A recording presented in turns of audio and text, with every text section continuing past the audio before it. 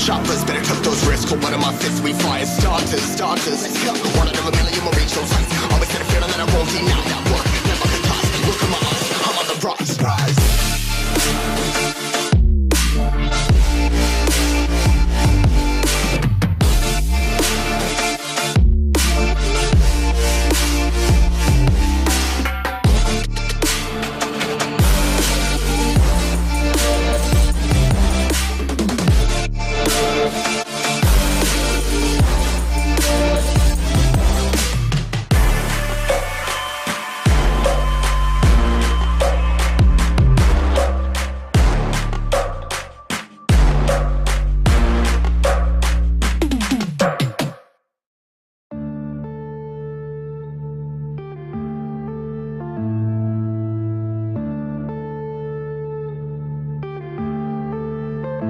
Yeah.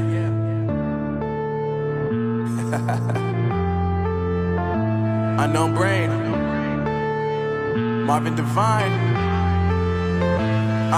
I'm saying bye to all the lies and all the times you cried, saying that I wasn't right, yet I was right by your side. You manipulator, playing games, your friends commentators, and I don't know what you say about our private conversations, but it's got them hating. Thanks to all the rumors you be claiming. It's cool, I'm done with you, so they can throw you a celebration. You gon' hate it when you see me with somebody living better. I'm trying to tell you that me just doing me gon' have you jealous. I know that I gotta stay away from all your games, yeah. I know that I found somebody else to love me one day, yeah. You'll realize the grass ain't greener on the other side, no. You did me dirty for the last time, so now I gotta say goodbye.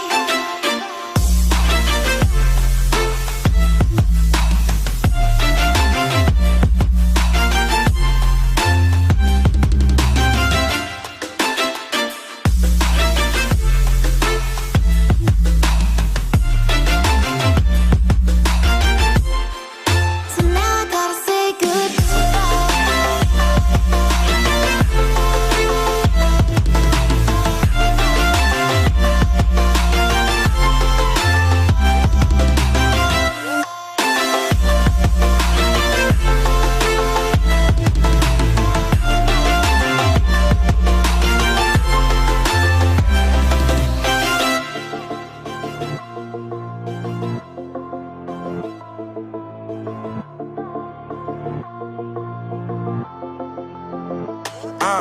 Yeah, my life is lovely now, I'm focused on me. You said you were about to die, I guess the car is on E. But see, I ain't even tripping, cause I just chose to believe that somebody gon' come around and give me just what I need. I don't wanna see you flying, see you looking down and out, coming to me crying, saying you miss having me around. Gave you chances and you blew it, you so easily influenced. All the times you told me beat it, now you gotta face the music. I'm saying I know that I gotta stay away from all your games, yeah. I know that I found somebody else to love me one day, yeah. You'll realize the grass ain't greener on the other side, no. You did me dirty for the last time, so now I gotta say goodbye.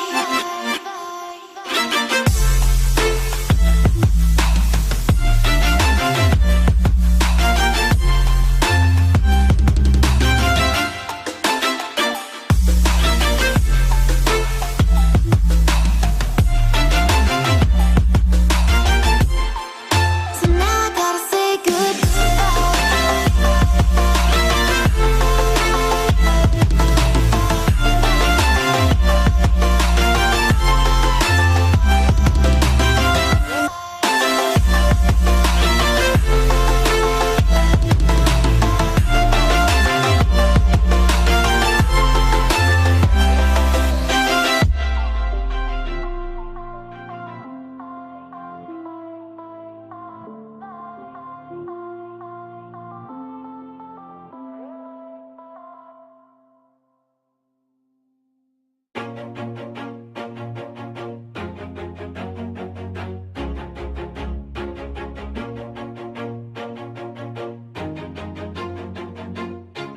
Always do it on my own, so I gotta get through it. And And the only thing I know is to love what I'm doing. Never give up, never slow, till I finally prove it. Never listen to the no's, I just wanna keep moving. Keep my head up when I act, head up, that's a fact.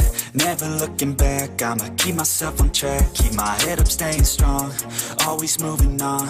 Feel I don't belong, tell my thoughts to move along. Push myself to be the best, die with no regrets.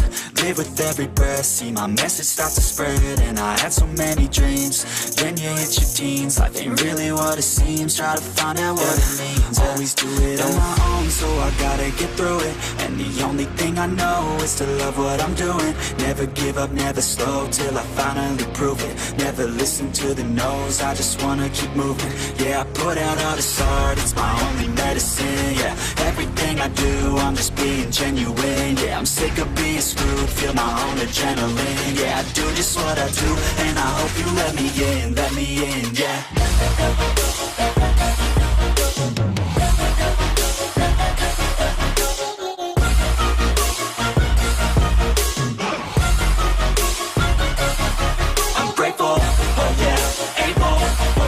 Stable, oh yeah, no label, oh yeah, you know me. I have only a path, I'm lonely, but damn, I'm going to win. I don't want no fake love, I want the real stuff. Everybody listen up, cause I'll only say it once. I'm gonna show you all the path, if you want it bad. I'm gonna show you where it's at, yeah, how you can get it back. Yeah, cause I ain't never done, I'll be number one. Working hella hard until I get just what I want, yeah. Rises like the sun, yeah, fatal like a gun.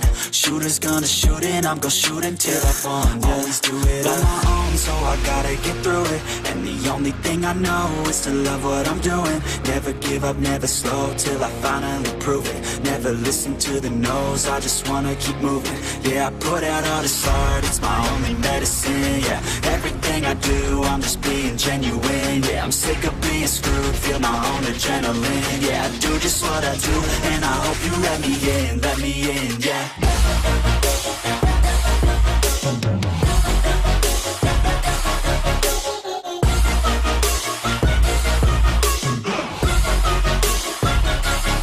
I'm grateful, oh yeah, able, oh yeah, I'm stable, oh yeah, no label, oh yeah, you know me. I have only a path, I'm lonely, but damn, I'm going to win, yeah.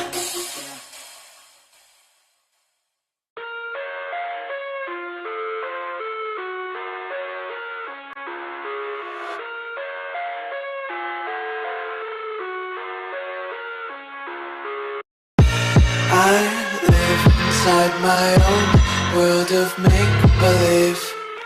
Kids screaming in the cradles, profanities.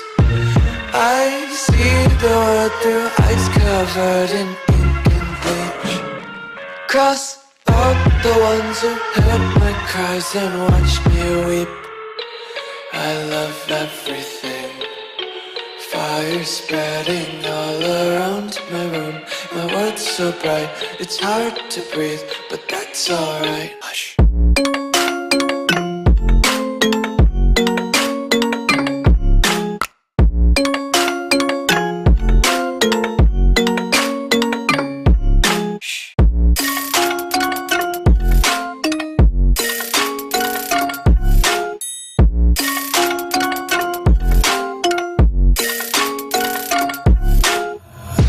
Take my eyes open to force reality.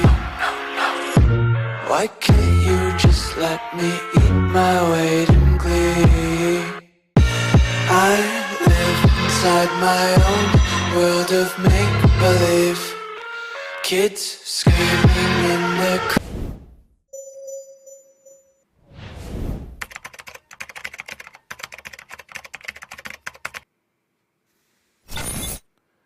Good morning, good afternoon, good evening, everybody, and welcome to Friday mornings Tea with a Hacker. Super excited to be here this morning after a nice long break of streaming. Cheers. I got some tea going on this morning. Good stuff. Definitely rocking the tea this morning. Got some nice masala chai. Rocking in for some tea this morning. That's good stuff. That's good stuff right there. Woo! I am super excited to be streaming this morning. I know we still got some folks that are hanging out over on Jerry's stream, so I won't get too far into everything that we've got going on this morning. I just realized apparently I didn't change my title over on Restream. I don't know if I could do that live or not. If one of my mods is listening and wants to hop over to Restream and see if they can actively change the title while we're streaming, that'd be sweet. If not, everybody who's tuned into LinkedIn thinking that this is US Cyber Games, it's not. It's Tea with a Hacker with your man, Neil Bridges. So good morning. Been a while since we streamed, but obviously it's been an intense week. We'll talk a little bit about that here in a bit. Cover down on some rules super fast. Obviously, we've got tons of moderators in chat. I want to personally thank our moderators each and every stream for their dedication. Our moderators are awesome. They are here to keep chat free of racist, sexist, misogynistic, elitist, and otherwise toxic behavior. We have zero tolerance for toxicity on our stream. We don't believe in the try harder mentality whatsoever.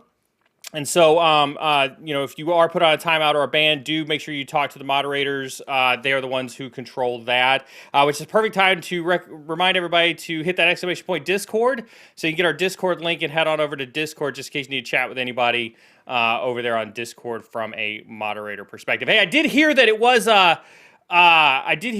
April Fool's Day today, and I heard a lot of people were like, hey, is Neil actually going to stream on Friday because it's April Fool's Day? And I would not do that to you all. I promise you that I would not put up a post that I was going to stream on a Friday and then dip out of some terrible April Fool's Day joke. That's just not me.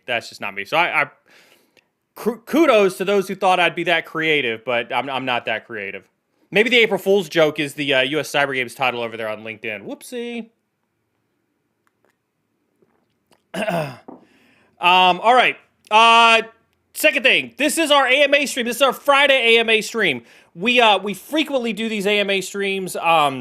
We were doing them every week. Obviously, there's been a lot of turmoil and transition in my life in the last 60 days, which I can talk about here in a little bit. And so it's been kind of hit or miss. We will, yes, I saw it coming back from California. Is Tea with a Hacker coming back to a weekly thing? Yes, 100%. This is us stretching our streaming legs, getting back into kind of the swing of things from a streaming perspective. So this is the leg stretch stream. Did I lose my LinkedIn stream over here? Do I got one of my moderators messing around? One of my moderators messing around? Maybe. Hard to tell. It's all good. It's all good. I couldn't tell what was going on. I couldn't tell what was going on over there. All right, there it is. There's the live stream. I had to make sure I was looking at the live stream so I could grab the questions from everybody who's coming in on the live stream. There we go. Awesome. There we go. Back on LinkedIn. Fantastic. All right, cool, fantastic. Yes, Tea with a Hacker will be coming back to a weekly thing. I have been, kind of taking a little bit of a break. We'll talk a little bit about that this morning. This is our Friday AMA stream. And so what does that mean exactly? That means that we are here to answer your questions, any and all of your questions. We do genuinely love to answer questions on stream. That is exactly why we do this. And we do this so that we can span across Europe, Asia, India. I've got Brian Godfrey and several other folks from the Oceania, the Australian, the New Zealand time zones that we love to have on the stream as well. And so, yes, we do this specifically in the morning so that we can answer all those questions. What do I talk about? I can talk about anything, really. I can talk about hacking. We can talk about blue teaming. We can talk about CISO world. We can talk about working in a startup, working at multiple startups. Happy to talk about training, career advice. We talk about my weight loss routine, music choices, hairstyles. I'm actually going to do a fashion thing here soon. I'm thinking about starting up a little fashion show. Hey, look there, we got the Simply Cyber crew. Glad to see them come on over. Hopefully everybody got a good amount of enjoyment hanging out with my boy Jerry this morning. Cheers, buddy. Glad to see you. If you are not familiar, but most of you are, Jerry does an 8 a.m. First things first, kind of a daily threat brief. Highly encourage you to check that out. He's a wealth of information and knowledge, and he does a fantastic job with that. So make sure you check him out, and then come on over here afterwards, and we'll chat some more, after that. I do have only one rule when it comes to questions. One rule when it comes to questions. Do ask your question only once. I promise you, we have so many moderators in chat. They're all looking for questions and aggregating them and dropping them into a queue for me to see. And then, we'll grab them and then we'll push them up on screen. And we'll be like, hey, Farhan, what's up? It's glad to see you too. My name's not spelled that way, but that's okay. I like it anyway. We'll push them up on screen. We'll do our best to answer them. And we love it. I love to see everybody here this morning. All right. So it's been about, I think I'm on my fourth week. At Query. What brand of hair gel do you use?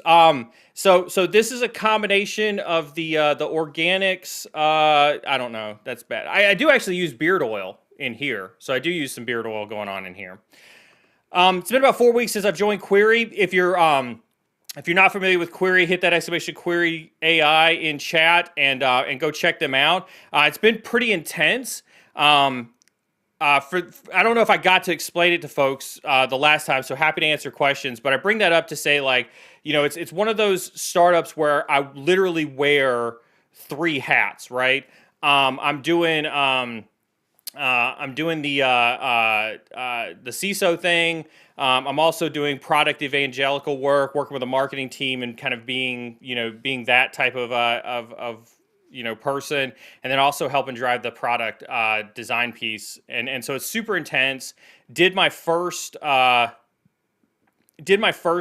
VC conference last week. So for those who don't know, back to traveling.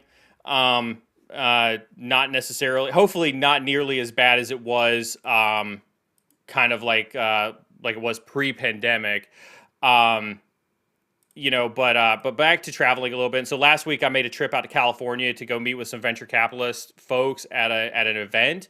It was super cool. I got to see the Secretary of Department of Homeland Security, Secretary for the Department of Homeland Security, yeah, however you say that. Came there with his Secret Service entourage. It was a while since I've seen a bunch of people hanging out in Secret Service suits, doing the Secret Service thing. He was on stage with the co-founder and president of Cloudflare, as well as George Kurtz from CrowdStrike, and so that, in amongst a bunch of other people, I got to partake in some wisdom, sat down, talked with some VCs, and got to understand kind of the VC mentality. And so happy to talk about that if that's of interest to folks as well. We heard a lot about kind of the state of cybersecurity when it comes to cloud, when it comes to talent. There was actually a dedicated conversation around talent. At this event. So that was awesome to see and be part of, especially with so many big leaders in the organization. Also, we got to talk about, there was actually a talk with a bunch of folks about, we've been doing cybersecurity for 20 years now. Why is it so hard? Why is cybersecurity still so hard? And it really is. It continues to amaze me how bad we screw up cybersecurity. We continue to screw up cybersecurity. And so it was awesome to hear. It was awesome to hear, but at the same time, there wasn't a whole lot of substance to it. I'll say that. Hey, good morning, Evan. Glad to see you. There wasn't a whole lot of substance to it. Here's one of the things that I noticed about that talk. That talk pissed me off pretty bad, right? The title of the talk was, it was cybersecurity 20 years in. Why are we still messing it up, right? Why are we still screwing it up? And you know what? Everybody on that stage blamed everybody else except for cybersecurity. Everybody on that stage blamed everybody else for why cybersecurity isn't working except for cybersecurity itself. And I think that that's incredibly narrow-minded. I think that that is incredibly narrow-minded. We were checking comments on one of the LinkedIn posts the other day. It was the one I made yesterday about email, right? uh, and I kind of gave a satirical meme about how email flows through the system, and the top part was how email really flows, and the bottom part was kind of the satirical part. So if you haven't seen it, head on over to LinkedIn and take a look at it. But Gabriel Silva on LinkedIn made a really astute point where he talked about, like, his wife looked at that meme and didn't understand the top part because it was very technical, it was very in-depth on how email works, but completely and totally understood the bottom part, because the bottom part was simple. It made sense. It used, it used common language and common terms and things like that. And so we got into a little bit of a conversation on LinkedIn where it was like, we have to make cybersecurity relatable. And I think I think if I were to sum up what my thought process is on why we keep screwing up cybersecurity, is because we continue to not make cybersecurity relevant. So honestly, like I did think that talk was disappointing. I did think that talk was very, very disappointing.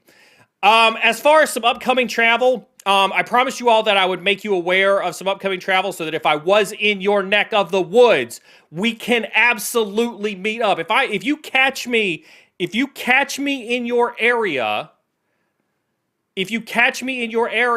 I will meet up with you. And so the week of April 10th, I'm looking at the calendar. The week of April 10th, I will be back in Silicon Valley. Okay, I'll be there for a whole week. Okay, so lots of times, if you're in the San Jose, San Francisco, or can make it to that area, hit me up and I'll be there. Chances are I will probably be back in that area again in June for RSA.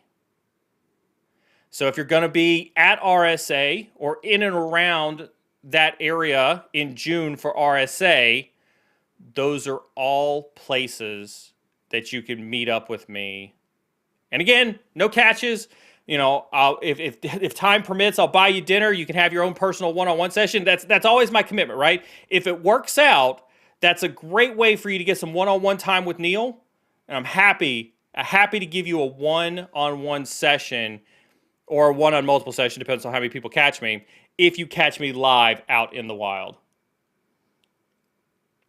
Justin over on LinkedIn says, are you ever in the DC area? Yes, DC will be on the radar list. I have talked to Andrew, who's the COO and co-founder at Query. We're talking about doing some strategy sessions up in DC. Plus, obviously, Carmen's new job has her up in the DC area quite frequently as well. And so, yes, there will be some DC trips going on over there as well. Yes, happy to. This is also another plug as to why it's important to be in Discord.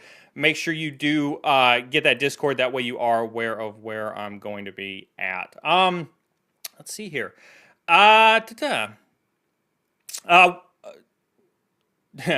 chat. Love it, chat. DC, yeah, Kansas City. Still working on Kansas City. Ty, I know you want to get me out of Kansas City for quite a while. Let's head on over to some questions. Again, feel free to drop your questions into chat, and we're happy to grab those. Need to swing by RSA 2nd June. Yes, come by RSA. Listen, again, I don't treat RSA any differently than I treated other security conferences, right? I'm no more of a fan of RSA than I am of Black Hat and DEF CON. I understand the reason that I'm going, and I understand the purpose that I serve, but my stance on security conferences remains the same. Let's see what else we got here. Let's see what we got here for questions. Here we go, from Jason Ybarra. Do you think CISA is cool? I think CISA is getting cooler. Of note, hit that exclamation point Attack IQ. We're redoing our partners a little bit. I'll get into that here in a little bit of a second. Don't let me forget.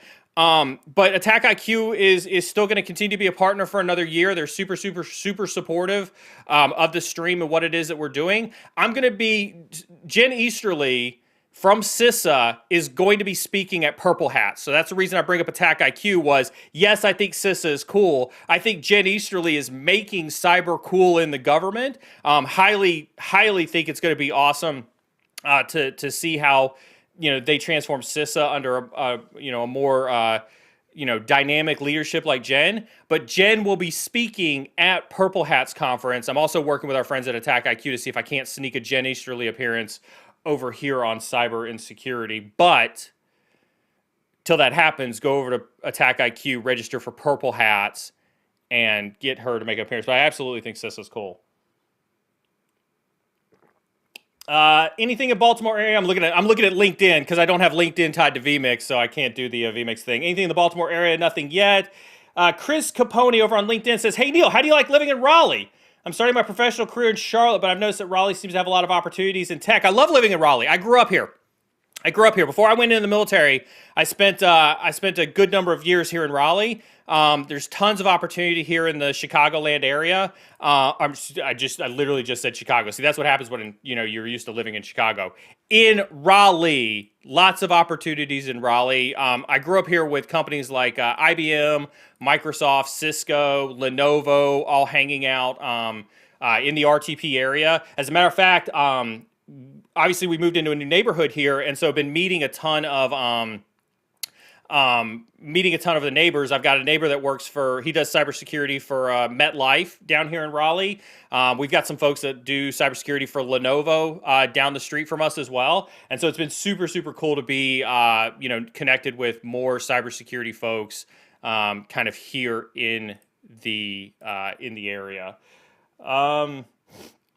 I got eJPT. Cool to see your name on it earlier this year, and I know OSCP for Gatekeeper. Will eCPPT get me educated for OSCP? Yes, 100%. Michael Fink, 100% over on LinkedIn. Happy to answer any questions about INE. My position, I've obviously left INE, but my stance on their training has not changed, regardless of whether I've worked there or not. And so, I'll continue to stand by my ethos and values when it comes to giving you real talk, a real conversation.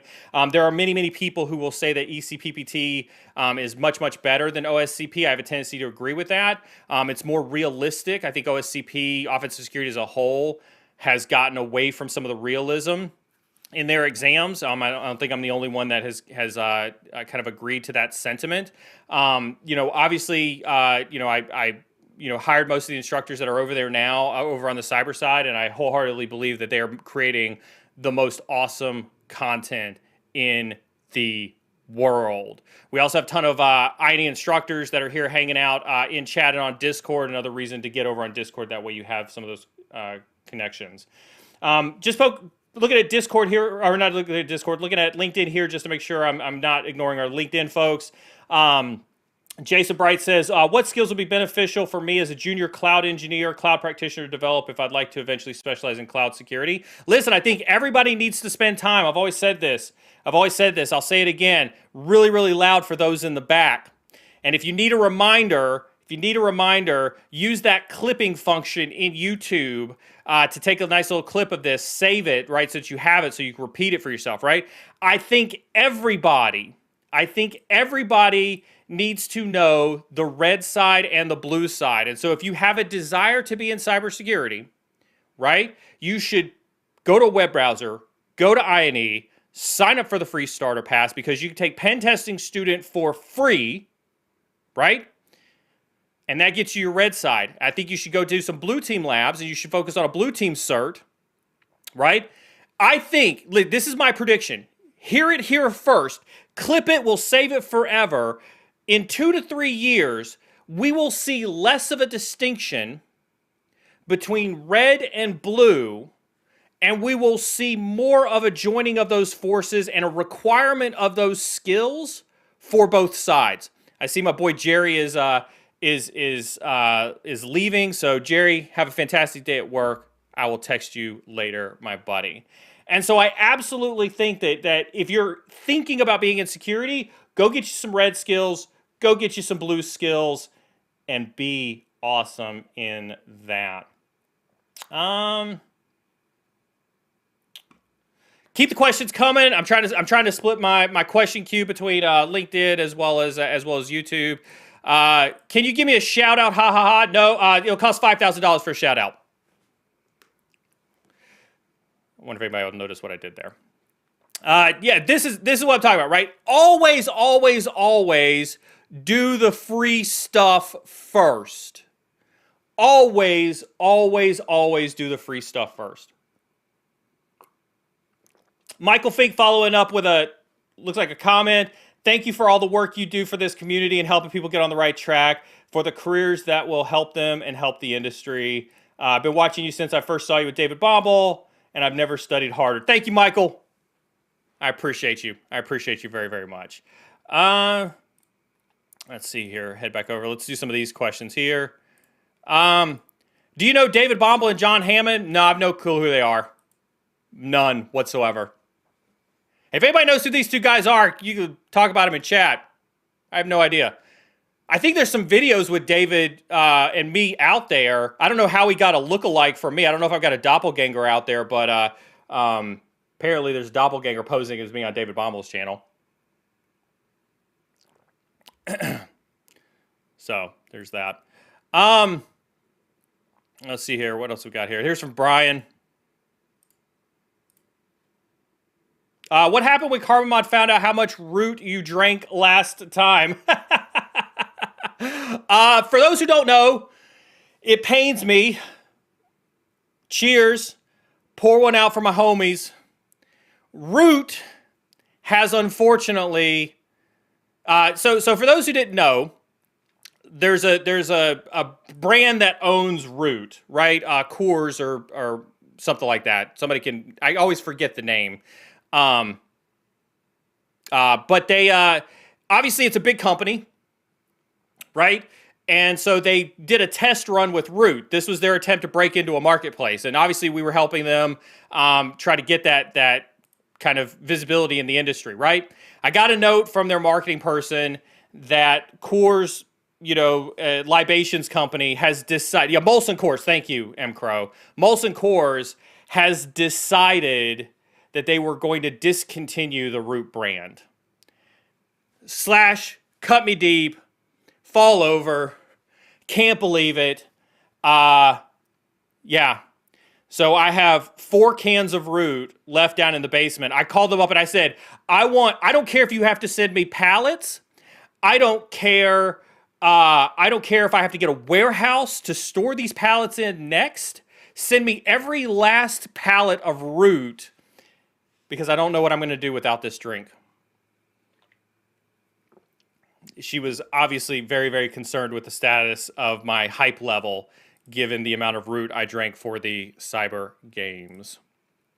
I think I had quite a lot on that one. Jason Frank comes through, says, thoughts on CompTIA exams? Most recruiters don't seem to know them, have CYSA Plus, and studying for CASP Plus. I hate CompTIA. I have no problem saying that. No problem saying that. Always hated CompTIA exams. Not a fan. Not a fan. So that's my thoughts on CompTIA exams. Not a fan. I answered the one about CISA being cool. I did answer that one. Yeah, you should absolutely open one of the cases you purchased, but drink them slowly. I would run out to the website and buy them all up right now, because I'm sure they've still got some in the warehouse that they're trying to get rid of. Over on LinkedIn, Michael Ray says, what's your opinion about companies like Accenture? I love consulting companies. I think everybody, just like with incident response, I think everybody should spend time in a consulting company. And here's the reason why, right? You get to see so much. You get to see so much in a consulting company. What do I mean? What do I mean by seeing so much, right? When you work at a consulting company, you legitimately get to see 10, 15 companies a year, different companies that you're doing work for. And so you get to see 10 to 15 different ways that they do security, 10 to 15 different ways that they do a SOC, 10 to 15 different ways that they do compliance, 10 to 15 ways that their security architecture is built up, their network architecture is built up, so much, right? And so yes, you should, I think Accenture is a fine company, but I think, if you replace Accenture with what do you think about consulting companies? I think everybody needs to spend time at a consulting company, 100%. All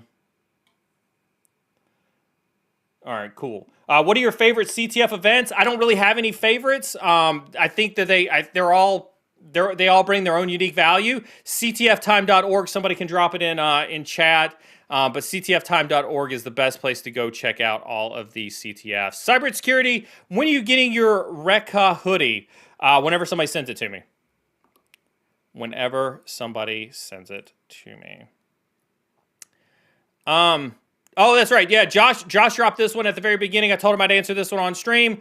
I'll ask a question that I've been thinking about since I started playing with Hack the Box. Does it accurately depict hacking as a professional, or is it just a game? This is an awesome question.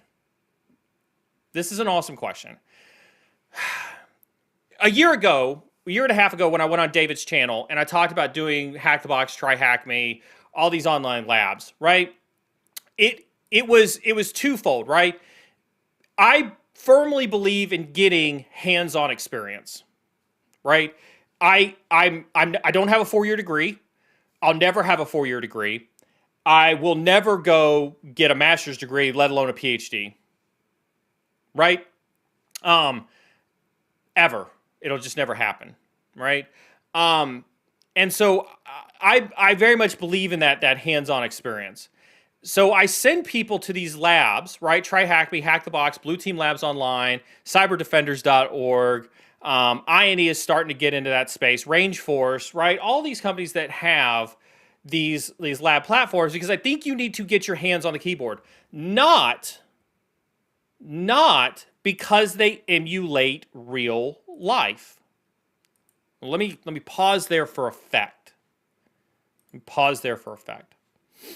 It has nothing to do with whether they are realistic or not. Let me explain to you why. Most good security practitioners will tell you, pen testers, blue teamers, you name it, right? Tactical level, technical analyst will tell you that it's rare to see the same environment twice, right? Everybody's security stack is different. Everybody's architecture is different, and so pen testing one network to the next. I can tell you that of all the pen tests I've done, I don't think I've ever seen, or maybe seen more than once, right, the same architecture at multiple clients, right? And so it's hard to create a definition of realistic, regardless of who you are. The best you can do is take scenarios from the past, recreate those scenarios, and hope that you can build a mentality in cybersecurity professionals of critical thinking that says, oh, I saw something that looked like that. Now I'm going to apply it to this network, right? Or I'm apply it to this scenario. And so that's what you're doing when you're doing these hands-on labs, right? You're building a dictionary of use cases. Whether it's blue team, whether it's red team, whatever the case is, right? You're building a dictionary that says, I've seen this before, or I've seen something like this before, or I've seen a challenge like this before. How do I apply what I know to accomplish this challenge? So that's kind of point number one, right? The second is, our skills atrophy so hard. Listen, I want to be 100% transparent, right? I'm a CISO now, but I run my own company. I still do Hack the Box. I still do Try Hack Me. I still play around on bug bounty platforms, right? I in the role that I'm in now, I'm a CISO for a startup, so I get the benefit of having my hands tactical. Like I was hanging out in AWS guard duty logs, troubleshooting some alerts that I had, literally just the other day. I personally do that. That's a personal Neil thing because I refuse to let my skills atrophy, right? Whether they're red team skills or blue team skills. And so I encourage the continued use of these platforms as much so that everybody has a practice ground for you to continue to try to practice your skills, regardless of where you're at in your career, right? So that if you have that desire to hang on to those technical skills for as long as possible, they don't atrophy.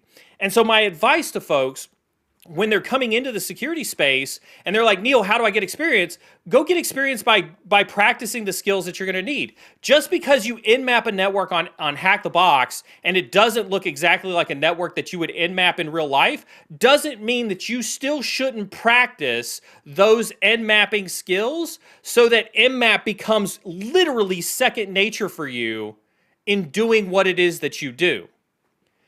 And so that's why that's a difficult question to answer, Josh, in the sense that the answer is yes and no.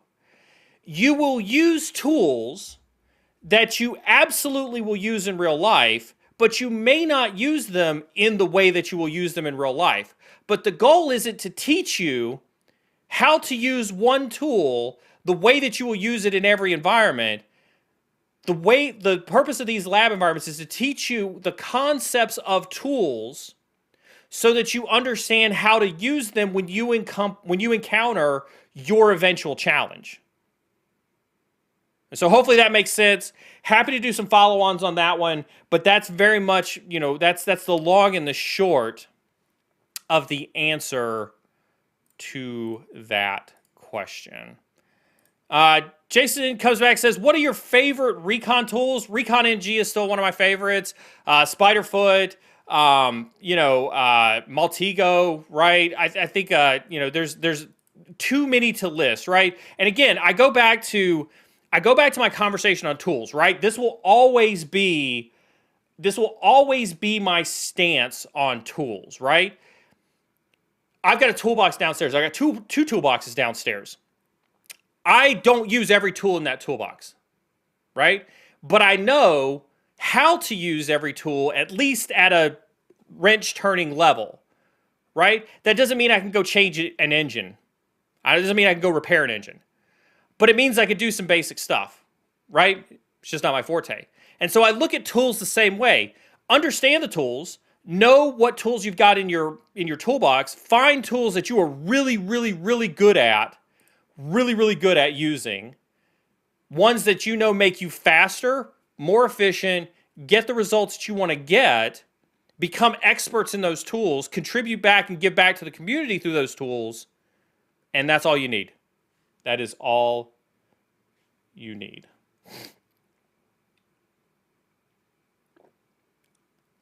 Just checking LinkedIn. Can someone understand just with watch and follow? I'm assuming you're talking about just watching and following the content. I think the answer to that is yes. You can understand by watching and following. But I give the things that I do right is I give advice and direction and give you the information that hopefully you take back and it carries you forward into doing something awesome. Let's see here today.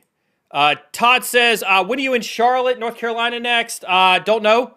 Charlotte's only about 3 hours away, but, I don't currently have anything scheduled for Charlotte. So stay tuned, but happy to make if you've got a conference or something that you want me to, listen, here's the other thing I'll tell you, right? If you got a conference that you think it'd be beneficial for me to attend, and especially if you're within driving distance of Raleigh, shoot me a DM.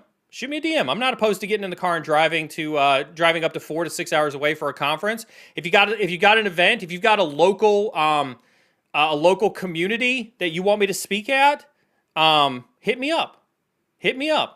Thanks, Josh, for dropping the exclamation point socials. A good reminder to follow me on all my social media accounts out there as well.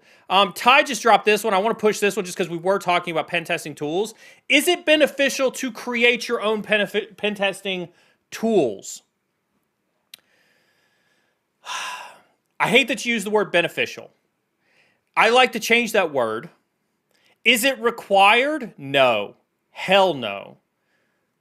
Just in case you didn't hear me, no. It is not required that you create your own pen testing tools. Does it help? I don't believe it helps. I've done both. I've created my own pen testing tools. I've used off-the-shelf pen testing tools. CompetDM says it best. It's educational? It's absolutely educational. I wrote I didn't write my first pen testing tool until I did a pen test for the highway safety folks, and I could say that because it was literally 2016 that I did that pen test. So hopefully they fixed all the vulnerabilities that we found, back in 2016. They had a very, very good perimeter security, type of strategy going on. In so fact that they were blocking all my attempts to use an off-the-shelf tool like Nmap for scanning. Not to be outdone, I went ahead and pulled up some of my Scapy knowledge, right? So for those who don't know, Scapy is a Python level framework that allows you to get very, very deep into the packet creation process. Fantastic tool. Highly recommend, especially if you're studying Python, to get very, very familiar, with Scapy. But I wanted to continue to be able to scan that network, and so I basically used Scapy to write my own packet scanner to basically avoid signature-based detection that they were doing for Nmap scans on their perimeter firewalls, and it worked. But you know how many times I've used that Python scanner since then? Like 0, right? So it's cool to do, but not necessarily like a requirement, right? And just because you followed up with that one, does not being able to create your own tools make you more of a script kiddie? Absolutely not. And this is the I want to talk about the use of the term script kiddie, right? It's obviously a very derogatory term. I think everybody knows that. I think everybody means it in a derogatory fashion, right? We should be very, very careful with how we use that term. Right? And especially, like, again, I'll remind you of the ethos of this stream, right? We created this stream because we wanted to promote a era of non-toxicity in cybersecurity, right? I believe the try harder mentality has really done a number on the mental health and the toxicity factor that we have here in cybersecurity. And I think using the term script kiddie is equally as bad. Okay, I think using the term script kiddie is equally as toxic. And so let me be ridiculously clear on this. Ridiculously clear. Not being able to create your own tools does not make you any less of a hacker or a pen tester. Notice I didn't use the word script kiddie. It does not make you less of a professional to not be able to create your own tools. I do not care what some egocentric person on the other side of the internet tells you. Okay? I've been in this space since the 90s. I've literally seen and done a lot. I don't want to say everything because I don't know everything, but I've been inside of other nation states' computers, other nation-state leaders. I've hacked for some of the biggest banks in the world. I've built security teams, offensive and defensive teams for some of the biggest Fortune 100 companies and consulting companies in this world. And I can tell you that it doesn't matter whether you can create your own tools or not. That does not make you any less of a hacker, right? And I see Squiddy in there be like, script kiddie for life. Yeah, embrace it if you want to do the sarcastic or the cynical or the satirical vibe on it. Hey, more props to you, right? I got no problem with that, right? But it doesn't, I prefer to look at things in terms of maturity. Listen, in cybersecurity, right, we have this concept of a maturity model, right? 1 being the least mature, 5 being the most mature, right? And this is what we use to determine the maturity of most organizations. Yes, this is definitely a soapbox. Thank you, M. Crow. We haven't had one in a while, so go ahead and drop the soapboxes in chat for this one, right? I prefer to look at maturity of your career in the same way, right? And if you assume that, if you look at it from a maturity perspective, and you assume that everybody starts out at a 1 maturity, right? Meaning they're just learning. Do I think you have to write your own tools when you're just learning cybersecurity, when you're just learning pen testing, when you're just hell no. No. Let me oh God, okay, definitely soapbox. When we built the red team at one of the Fortune 100 banks that I worked at, we literally knew that we had to get people in the door, right? We knew we had to get people in the door. And so we went down to local university and we found some people with information management degrees. And we brought them into the organization and we had them do vulnerability testing. It was 3 of them. We did that because we knew that that was a great path to being a pen tester. We knew that all 3 of them wanted to pen test, right?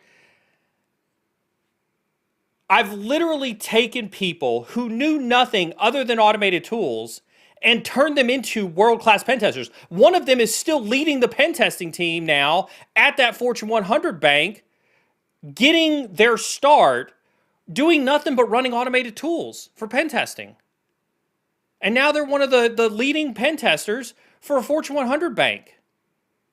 Starting out on the left in the automated space doesn't make you any more or any less of a pen tester. And Farhan, I just want to follow on this one. This is script kiddie means a person who uses a tool, copy, paste, payload blindly without understanding how the tools or target environment works. Disagree, because when you use that definition, anybody who's listening to this chat right now who doesn't know how to use tools and is trying to figure out how to use tools, you're effectively saying that that person in their learning journey is a script kiddie. And that is exactly what I'm talking about when I talk about the mentality that breaks this industry. If somebody blindly copies or pastes without understanding the tools or the target environment, you know what they're doing? Hold on, this is going to floor a lot of you. You know what they're doing? They are learning. They are learning. And you should not degrade cybersecurity professionals from learning, because everybody, myself included, started by copying and pasting things that I had no idea what it meant. Everybody in this industry did. I don't care who you are. If they tell you otherwise, they are lying to you. Everybody has done it. Everybody started. Even there are experienced people.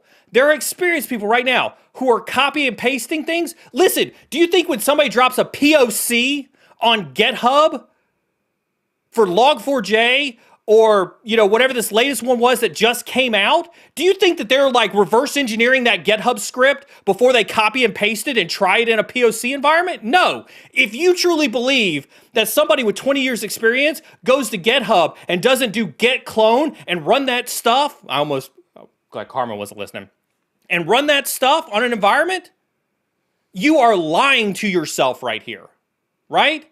Everybody does it. And so I would encourage you, and this isn't to call you out, this is to educate everybody. This is the mentality that we have to be cognizant of in cybersecurity, and this is the mentality that we have to change, right? Everybody is learning.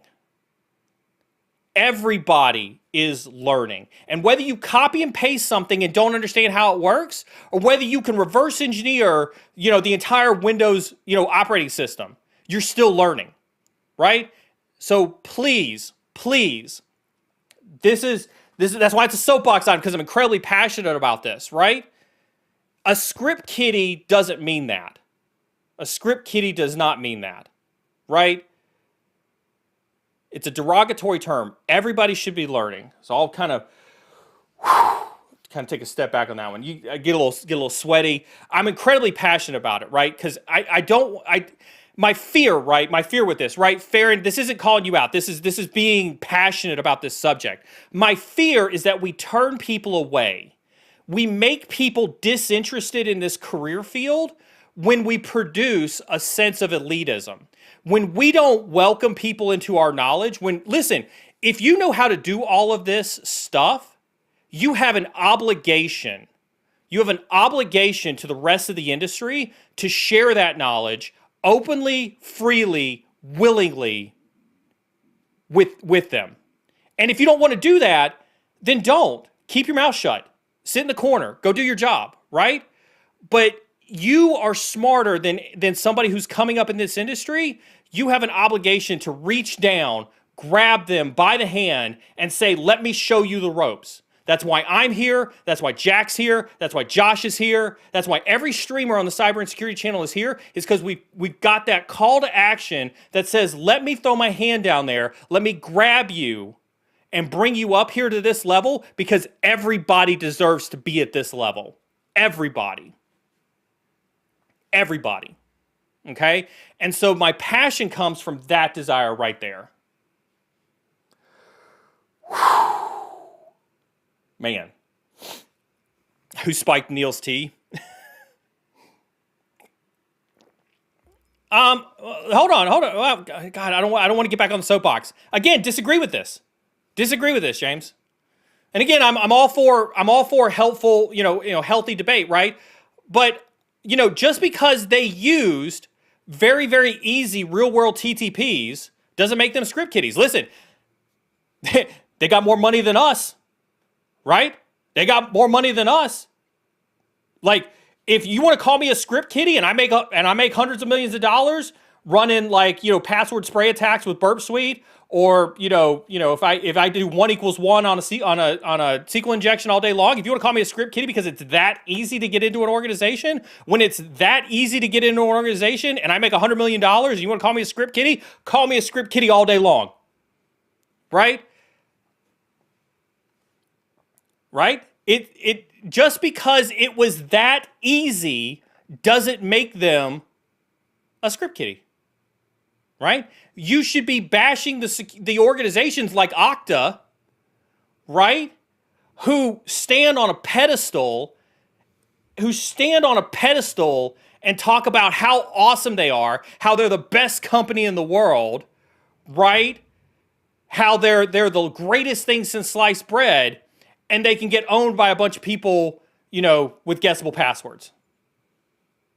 Right? Why aren't we bashing those organizations? This is one of the things. We are so quick to attack our own in this industry. We are so quick to attack our own kind. It floors me. And if you've watched me over the last year and a half, you've seen I've gotten attacked on Twitter. I get attacked because I show up on somebody else's stream that somebody doesn't like. Somebody who doesn't know me from Bob on the other side of the freaking internet attacks me because I show up on somebody's stream. Because I become CCO of a company. Right? We are so quick to hurt our own that we forget what our mission is. We forget what our mission is in this world.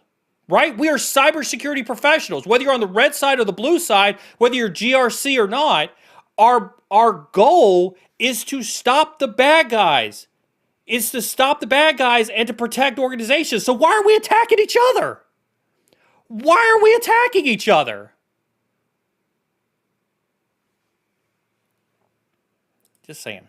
A little bit of a soapbox there. See if I can find something to break up the soapbox here a little bit. I get super passionate about this topic, obviously. Thoughts on TCM Security seem to be new to the game. Jason, they absolutely are new to the game. I haven't taken any of his content. I hear good things about it. I have nothing bad to say. I have nothing positive to say, other than it seems to be pretty good. Based on what's out there. I know some folks in chat have taken it and are going towards it. So mileage may vary based on overall acceptance. I feel like I don't know what I don't know. Any advice on how to catch up, so to speak, and study topics to significant depth? This you don't know what you don't know is a very, very, very core problem. Very, very core problem. Sorry, I was just double checking. LinkedIn. No, it's very true. You don't know what you don't know. This is why I always encourage people to do reading. And when I say reading, I don't mean like go out and find a book. Like the amount of news that I consume on a daily basis on cybersecurity still continues to floor me to this day. Like it's massive. Like I consume so much news. If I find something that intrigues me, I will simply grab that thread and I'll pull on it and I'll kind of go down that rabbit hole of that topic, right?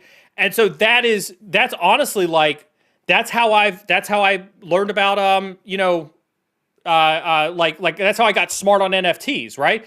When I came on here and I talked about how NFTs weren't this like it wasn't just all centered around this like 8 pixel bit art type of stuff.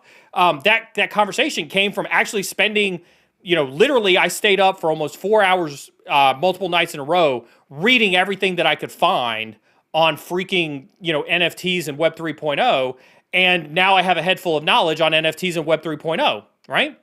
And so so when you talk about like what do you know that you don't know, just start reading things, and then when you find something you don't know anything about, that's a fantastic opportunity to say, aha, I don't know anything about that. I should dig into this and see what that looks like.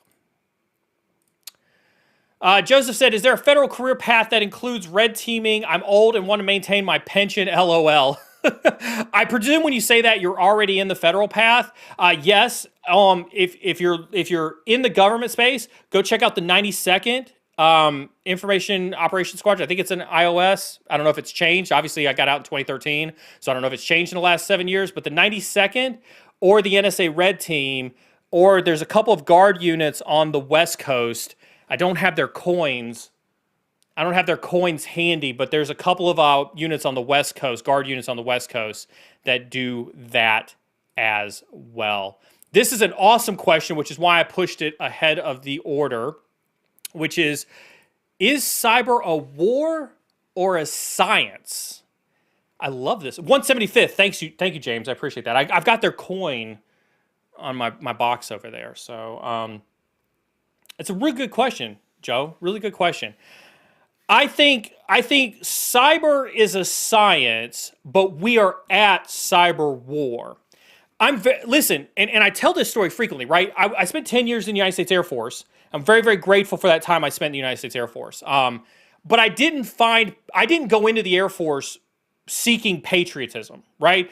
I was in the dot-com boom in the 2000s. I was doing IT and cyber before cyber was cyber in dot-coms in the 2000s, and I got tired of getting laid off. This is when the bubble burst in the first dot-com boom in the 2000s, and I literally got laid off of 3 startups in the 2000s. It was insane. And so I went into the military because I needed a job. I had stuff I had to pay for. I was 24 at the time. I needed money. And so I went in the Air Force. Then I found patriotism. And I embraced that patriotism by learning everything I could about warfare. Everything I could about warfare. Strategic planning, military operations, joint planning, all that stuff. And I can definitively say that I've tried to apply as much of that I've learned coming out of the Air Force into civilian cyber, right? So I was civilian IT and cyber before the Air Force, went into the Air Force, learned a whole lot about military operation, geopolitical politics. Listen, the first time I did a cyber ops plan, strategy to task, yes. The first time I did a cyber ops plan in the Air Force, I had one country attacking another country. I could probably say it. It probably doesn't matter. I had Jordan attacking Syria. And I learned my first lesson about how because of some deal or relationship or something like that we have with Jordan, we would never launch a cyber attack from Jordan into Syria. Just because of the politics that we've established in that region. And it floored me to have that realization that oh, so when we pick targets, if we pick a computer in country X, there's an entire process that goes to determine which computer we launch that attack from, so that if it gets traced back, it looks to be the attribution that we want it to look like.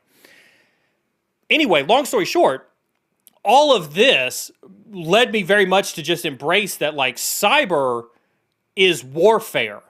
The art of practicing cyber is a science, but we are executing cyber in a warfare capacity, 100%.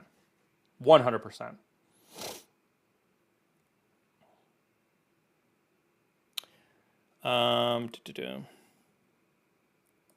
Here's Kevin. Kevin's got a good one here. How do you think that affects language barrier to write reports and communicate with your team in a cybersecurity job? I'm not sure what we were talking about at the time. If you can bring that one back with the context, I'll answer that one first. Finding that type of major vulnerability, Spring4Shell, Log4Shell, etc. Don't we give a free tool and making life for adversaries easier? I love this conversation too, right? If they are detected, exploited in the wild. So this is the conversation of, should we or should we not publish tools? Because adversaries get access to the tools as well. I think the conversation that you're missing, right, is traditionally in the past, and somebody had the question earlier, and your question isn't lost, but somebody asked me a question earlier that talked about like adversary capabilities exceeding. God, I can't remember. I know I saw the question come through. I'll find it again here in a little bit, right? We've been used to, hey, I found this new attack. We put it out to the community and everybody has access to it.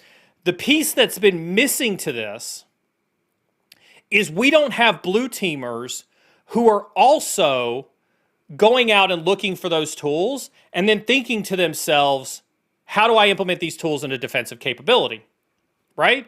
And this goes back to some of that elitism we talked about a little bit earlier when we talked about script kiddies and things like that, right? Where, we've created a culture, a toxic culture where hackers are viewed as elite, right? That's why every single one of you wants to be a hacker, is because you view it as elite and you think it looks as awesome as it does in the movies, right? And so what we've done is we've decided to hide in the shadows and we hack a box, right? And then we laugh at the blue team. Ha ha ha, you didn't catch me. I got your domain controller. Right? That's what we've done in the past. Like it or not, that's what's happened, right? And so the blue team hates us on the adversary side, right? Because we've treated them like crap. We've treated them almost as bad as users over the years. And so no, they don't have the mental understanding that we've had for years, which is like, I need to follow these people on Twitter. I need to follow these GitHub pages. I need to be out there looking for these tools, because we do it on the red side and the blue team doesn't do it. And so now they don't have access to those tools. And so they're now no further ahead in defending their organizations than we are in attacking them. So think about that for a second. Imagine if the blue team were as astute to offensive tools that you as a pen tester are. Now imagine follow on to that, right? That you taught the blue team how to use those adversary tools, and you worked with them when those adversary tools drop to actively improve their defensive capabilities. When Spring4Shell just dropped this week and the proof of concept came out and there's 400 videos on Twitter with everybody being like, look, I can run the proof of concept code on Spring4Shell. How many of you sat down with your blue team and said, let's go through this together. Let's look at our software bill of materials. Let's look at our defensive posture. Let's check our web application firewalls. Let's check our logging. Let's run this together so we can protect an organization. You don't have to answer me now. You don't have to answer in chat. But think to yourself, how many of you out there on the red side did that? Because I'd venture to say, not a lot of you. Not a lot of you. Right? That is why we've garnered this mentality that says, no, we shouldn't put tools out there on the open source because then the adversary gets them. Right? Well, if the adversary gets them, you know who else gets them? The blue teamers. And if the blue teamers are getting them, guess what? As soon as they hit the airwaves, you should be able to put in mitigating controls to stop those tools. In an arms race, you have two choices, and I completely believe in this, right? You can build arms for both sides, or you could just allow the arms to be sold on the black market. In this game, where I just got done saying it's a cyber war, we're in an active pursuit of a cyber war. I read a statistic the other day. There is a community out there with 400,000 people answering Ukraine's call to arms to conduct cyber warfare against Russia.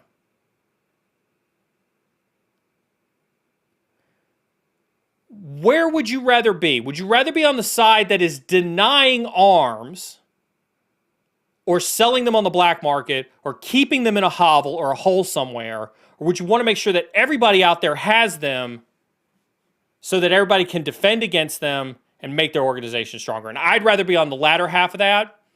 I'd rather have an open and free distribution of tools, right? And I'd rather force organizations to treat this like true cyber warfare, that when a tool drops and you got to implement, you got to patch something, right, that's as serious as Log4j, right, or as Spring4Shell is claiming to be, I'd rather organizations be able to move agilely than to deprive people of the ability to defend themselves. That's my stance on it. That's my stance on it. Josh, are you still in my ear or did you leave me? Let's see what kind of question we got here. Here's one. Oh, you are in my ear. You're in my ear. Awesome. If we have a giveaway, I don't know if you've got any giveaways. Can you go ahead and load the giveaway? I didn't talk to you about this beforehand, so we're going to kind of do it live on stream. Carmen's not listening, so we can kind of get away with being a little sneaky with it. But if you got a giveaway, can you go ahead and load the giveaway up? All right. What do you think of the GIAC GSEC cert? That's actually the first cert that I taught for SANS. For those who didn't know, I was a SANS instructor for 5 years. Taught GSEC, GPIN,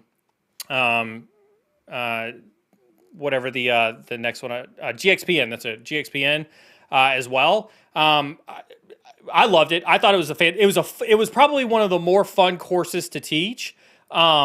Very, very well. Not worth it's not worth $7,500. I taught it. It's still not worth $7,500. People, listen. This is what I learned being like a SANS instructor. People don't come to the SANS course to actually take the SANS material. They come to listen to me speak. So it was 6 days of me speaking, right, and telling stories. And so I think it's a fantastic course. I think if you go pick a good instructor, you can learn a lot from the instructor. I think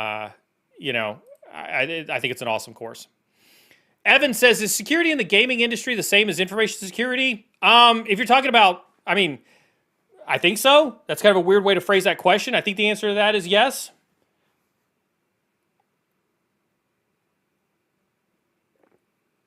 I'm out of tea, folks. I want to thank Chris Frazier for this mug. Chris got me this mug. One of my favorite mugs. I appreciate that. Chris has been, listen, if Chris is still here, or if he didn't it looks like we're giving away an Adrian Cantrell all the things in chat. If you're listening to me now, there's a giveaway going in YouTube chat. If you're on LinkedIn and you want to get in on an Adrian Cantrell all the things, you probably need to head on over to YouTube and get in on that giveaway. But we're giving away an Adrian Cantrell all the things in YouTube. Thanks, Josh, for that. If you're in chat and if Chris is still here, Chris is one of my moderators, but he's been a long time friend. And when I say long time, like since he started on the stream, he's been a friend. He's been a huge supporter of the stream. These two signs here were gifts from Chris as well as this mug. And so Chris is a good friend. Always glad to have him around. Listen, one note on giveaways. Because we have had a rash of people trying to cheat the system on giveaways, you do need to make sure that your Discord and your YouTube are synced. There's instructions on how to do that in Discord, but Josh will be checking for that. And so now's a fantastic reminder to make sure those are synced. There's the one I was looking for from Farron, right? Give some reasons why cyber criminals or APT are so skilled and always one step ahead. They're not one step ahead. Like, hold on, cyber secrets right here. Cyber secrets right here. Cyber criminals and APT aren't one step ahead. Well, Neil, they keep popping boxes and they keep breaking into organizations. That seems to me like they're one step ahead. No, they're not one step ahead. Companies, corporations are 20 steps behind. I've told this story before. Right? I worked for a company, and I don't want to rat this company out because like they're probably still doing this thing. But they ran a manufacturing line. And they one of their brand new products that literally makes about $10 million a day worth of product. Excuse me. The very first computer prints this barcode that gets put onto every product. Okay? They say that if that computer goes down, if that barcode doesn't get printed, the entire manufacturing line shuts down. And it can't come back up until that computer gets fixed. You know what that computer was running? Windows NT. Windows NT. And this wasn't a manufacturing line that had started production 20 years ago. This was a manufacturing line that started production recently. I don't want to say the years because I don't want to give away the company, but recently. And so this may be the biggest cyber secret out there, is that cyber criminals and APT aren't so skilled that they're staying one step ahead. It'll never happen. It'll never happen. But if I had a genie in a bottle and a lamp and I could rub it and make a wish, I'd want every corporate computer out there to literally be up to date with the latest operating system and the latest patches, everything today. And you want to know, I'd be willing to bet a significant sum of money on that. The amount of cyber crime, the amount of ransomware, the amount of hacks that we had would drop, if not 50%, way more. Not for any other reason other than companies are so far behind. Right? Until then, there's no mentality that APTs and cyber criminals are one step ahead, right? Because that's just not reality. Are there awesome things that Listen, here's why cyber criminals are successful. Cyber criminals are successful because they run their organizations like military runs the DoD. Right? Josh dropped it in chat, right? Josh dropped this idea of strategy to task, right? Where you start with an overarching strategy, and then you take that strategy and you move it down into operational constructs, and then you break that down into tactical level tasks. And at each level, you have roles, responsibilities, and objectives. Sounds very much like what we probably do in a corporate world, right? Where we've got a CEO who decides, I want to make a whole lot of money, drops it down to his executives, says, go out there and operationally figure out how we make a whole lot of money, and they come back and they assign tactical level tasks across the organization on how to make a whole lot of money, right? Cyber criminal gangs literally run their cyber criminal organizations just like that, especially the good ones, right? And so your perceived sophistication on cyber criminal gangs and APTs is that they are organized. And in some cases, this is scary, more organized than the good guys. Right? And so like that's the mentality. When you start shifting your mentality that way, right? When you start shifting your mentality that way, you realize they're really not a step ahead. They're just more organized. They are very, very, very driven by their objectives, and they are persistent. They have time on their hand, right? They have time on their side. There is low risk to cybercrime, right? It's hard for attribution. It's hard, right? It's hard to prosecute. And I've worked obviously on the inside of the military. On the outside, I've been partners with the FBI for a number of years, right? It's hard to prosecute. And so, like, when you start to look at it in that perspective, it's really not rocket science. They just have a better business model than most other businesses, as scary as that sounds. As scary as that sounds, they just have a better business model. Looks like the raffle is closed. Make sure you do message Josh Mason immediately when he calls your name. Oh, looks like, did you see it? Danny Lee has won in all the things from Adrian Cantrell. Danny Lee, if you're in chat, if you're hearing my voice, make sure you message Josh Mason on Discord.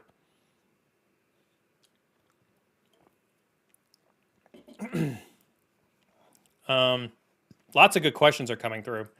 Lots of good questions are coming through. Let me check Slack really quick and just make sure that my boss doesn't need me for anything.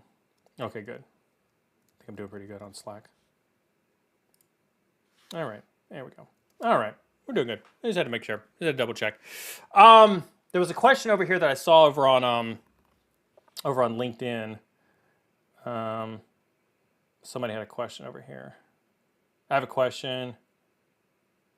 Yeah, here we go. So Aziz Zafar over here on LinkedIn says, I have a question. For example, if we are working in a company and we already have patched the flaws, but how can we be sure that the company has no flaw anymore and is fully protected? So first and foremost, it will never. Your company will never be fully protected. So this is where we talk about that assume breach mentality, right? Your company will never be protected. No company in the world, Microsoft, Google, your mom and pop shop, it doesn't matter. No company will ever be fully protected. If you listen, there's a saying. It's kind of a funny meme, right? There are those who know they've been hacked and those who don't know they've been hacked, right? If you haven't been hacked yet, or if you don't know that you've been hacked yet, it's probably because the adversary hasn't started looking at you yet, right? And so, the goal isn't to make your company unhackable. The goal is to be able to identify, detect, and respond to cyber attacks and build a security strategy that seeks to protect the organization through defense in depth. That's it. That's what you're doing. Right? So you build a security architecture, you build a security system to protect it through defense in depth, knowing that at some point in time, you're going to get hacked. And so your ability to identify the hack, detect it, respond to it is critical. That is the answer to your question, Aziz, because that is the way that you succeed in this cyber warfare. Listen, if you think about it, I go back to the military warfare mentality that we just talked about, right? I was having a reluctant conversation, with some folks that were talking about, like, Neil, do you think we're going to go to nuclear war over this whole Ukraine thing? Side conversation altogether. And I tried to explain to them things like NORAD, the North American Radar Defense, satellites in space that are watching, heat plumes for missile silos, right? All these mechanisms that we have, right, to watch for any type of nuclear launch. I see them spamming Danny Lee 1 minute to hit up Josh Mason in Discord. This is why I don't leave just because you didn't win a giveaway, because we oftentimes have to re-roll just in case people aren't paying attention. So just keep their pants on, and we may have more giveaways. We may have some more stuff going on as well. So I say all this to say the ability to have your early warning systems in place, right, is how you survive an attack. Not by making it impenetrable, but by being able to detect and respond to said attack. So,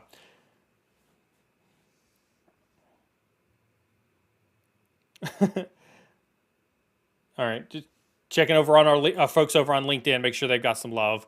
I answered that one already. That's awesome. Somebody saw that one already.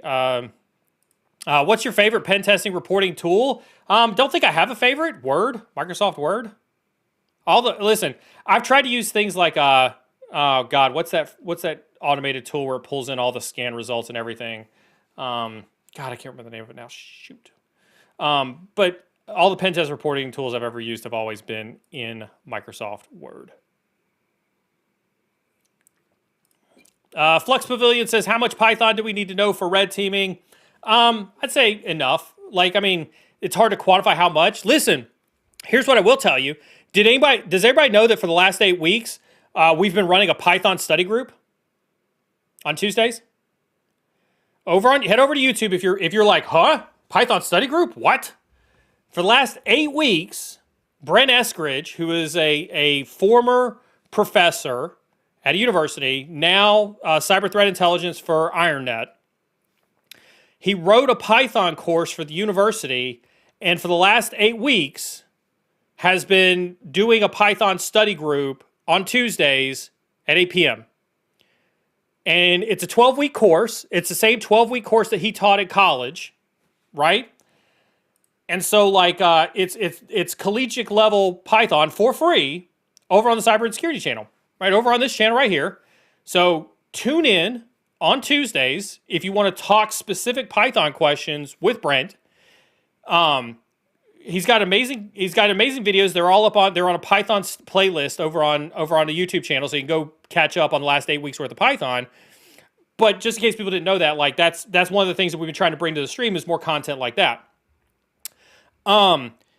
Anyway, how much do you need to know? I think you need to be able to know, a fair amount. It's hard to quantify how much. You need to be able to understand, functions and how to write, I'd say how to write minimal amount of tools, how to interact with APIs, right? Things like that. So it's probably the easiest way to kind of qualify like the definition of how much. Question, Neil, generally, what is your successful plan for getting healthier? Seems to be working, man. Thank you, dude. I appreciate that. Thank you. I appreciate that very much so. I want to thank Spencer for joining in on the Narwhal Calf member. Appreciate that. For those who are curious about the memberships, obviously, if you're on Discord, you'll see that we have a member chat, right? Which is a voice chat. Almost every evening, there are cyber professionals in that chat, right? Some folks here who are part of that chat, who are members, part of that chat, can tell you kind of some of the conversations that go on. If Maz were here, Maz would tell you not to sleep on study or on member chat. On member chat. Reason being is because oftentimes you can catch me in there, right? So obviously I stream, right? And you catch me here and you can ask me questions here and I stream. But if you're also looking for a place to come hang out and ask me questions kind of like not on stream and have some intimate time with me, meaning that, it's not, what do we got? We got 130 people over on YouTube. We've got 50 people over on LinkedIn. I don't know how many we've got on Twitter, right? So there's almost 200 people here in chat. And obviously I'm trying to cruise through questions as fast as possible. But it gives you an opportunity to have some more intimate time with me. I would highly encourage you to check that out if that's something of interest to you right there. Tons of networking happens. We've got tons of people who have swapped ideas on jobs, helped people find jobs in member chat, help people solve problems and things like that. So just said that to say, Spencer, thank you very much for the membership. Appreciate you. Welcome to the team. So the diet plan that we're on is really more just about a healthier lifestyle, right? We're trying to do healthier lifestyle. So we're not doing keto per se. We're not doing Beachbody, whatever the latest and greatest name of the diet program is that we're working on. Carmen found a nutritionist out of Romania. For those who don't know, Carmen is Romanian. And so she found a nutritionist out of Romania, and we probably consume maybe 12 to 1,300 calories a day. I do anywhere from 3.5 mile run to a 3.5 mile walk to a 45 minute to an hour long Peloton ride. Just depends on the day, right? Whatever the case is. And then so I burn anywhere from 1,500 to 2,000 calories a day. I saw Ty ask me how the weight loss journey was going. I'll say this, right? I've started to incorporate push-ups into my 3.5 mile run, right? So I do 4 series of. I was doing 15 every mile. So mile 1, mile 2, mile 3, and then at the end, at that one, I've now upped that from 15 to 20. So now I'm doing 80 push-ups every 3.5 mile run. The goal is to obviously get to 100. So to make that, so I'm going to now add that up to 25 in a couple weeks. So I'm doing 100 push-ups for every 3.5 mile run that I do. And then I have some other calisthenics types things that I try to rotate in there as well. Obviously, it's starting to get warm, so I'm hoping to get back out on the golf course and play some golf, right? Which is if you've been with me for a while, you know that that's something I love to do, is to play some golf. BSEC, who's in chat right as well. Him and I have done competitions together where I obviously smoked him, from a fitness competition perspective. You don't have to do much. Listen, you see, I'm standing now, right? I'm on my standing desk. I've started to make it a habit to do more of this where I stand at my desk instead of sitting. What I would say is that if you want to get healthier, there are two aspects to getting healthier, right? There's obviously eating. It is very true. This is what I love about cybersecurity. Literally, we were just talking about script kiddies and APTs, and now we're talking about healthy living. Welcome to cyber insecurity, everybody. Welcome to cyber insecurity. This is how it goes. There was a statement. There was a little meme that I learned that resonated very, very hard in this weight loss journey that I've got, and I've lost. Just to put it in perspective, I was 230 when I started this journey, and I'm down to 188 right now, right? Abs are made in the kitchen, not in the gym. Abs are made... Yeah, we can do another one. Oh, did you hear that? We can do another one. Oh, we're going to do another giveaway. I bet everybody who left is like, man, I didn't win the giveaway. I'm leaving. See, this is why you stick around, because we always do the giveaways. I want to thank EJ Lee for becoming a member, too, for that Narwhal Prime. That gets you access to that member chat. Make sure you come and hang out with me one of the nights this week, right?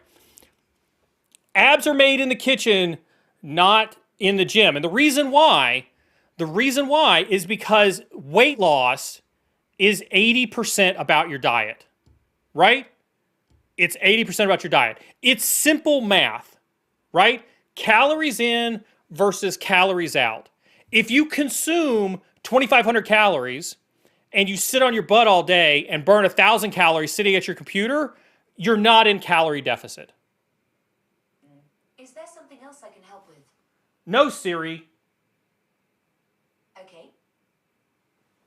Anyway, that's calorie deficit, right? You got to be in a calorie deficit. So that's step number one, is healthy eating, right? Step number two is healthy mind. Healthy mind. And let me talk about what healthy mind is, right? Recognizing that you're getting burnt out, you need to take a break. Staying away from toxic people, staying away from toxic mentalities, right? As hard as it is, staying positive, right? Right? Having a healthy mind, right? Recognizing that you need to take a break, recognizing that you need to separate yourself from people who are being toxic towards you, right? Things like that. You have to recognize that. You have to exercise on it, right? You have to exercise your mind in that regard. And so if you want to know the keys to my, getting healthier, it's definitely healthier lifestyle, healthier eating habits, and healthier mental. That's why I've taken so many more breaks. That's why I've tried to stand more often. That's why I've tried to change where I work at. Again, just healthy mind, healthy soul. Cyber Lola with the membership. I'm so super proud of her. If you haven't checked out her interview on LinkedIn, definitely go check her out on LinkedIn. The interview that she did with INE this week. Lola, I hope you don't mind if I rat you out. I've talked about this a little bit before, right? When I met Lola over a year ago, she diehard wanted to be a pen tester. Like many of you, she diehard wanted to be a pen tester. She did what she was told to do from the stream, right? Do this, do that. Make sure you're doing try hack me, hack the box, things like that. All the things. Then we did the internship program, which if anybody wants, we'll talk about the internship program here in a little bit. But obviously, that she made the internship program, and she started to work for me as an intern probably about this time last year. Maybe it's probably closer to May, something like that, right? And then we had an initiative at INE where we were because we were getting big, we needed to adhere to certain compliance standards. We were obviously getting to that phase where we needed to have a formalized security function.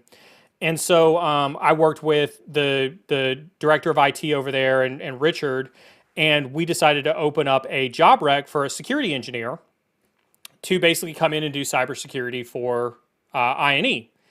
And lo and behold, that's how we ended up hiring Lola, was to be a cybersecurity engineer for INE. I see Lori Munter in chat. Good to see you, Lori. I'm happy to see you. Anyway, we hired her as cybersecurity engineer, and she up and started doing security work for us. She never stopped wanting to be a pen tester. We gave her pen testing duties to do, but we also gave her an opportunity to learn new things, right? We gave her an opportunity to dive headfirst into cloud security, right? Where she could basically learn how to use AWS Security Hub and secure an entire cloud environment. We, as boring as it may sound to many of you, we gave her an opportunity to write policy. And I'll let her talk to you about what she learned by simply writing policy, because hearing it from me is one thing, hearing it from her is probably something different. But I think that gave her a different perspective on how important those fundamental things of a cybersecurity organization are to the success of that organization.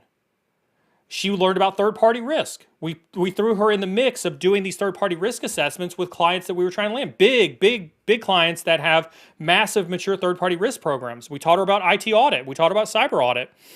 She is now a year later in charge of SOC 2 compliance for INE. She is in charge of cloud security, right, for INE. And she's still doing pen testing.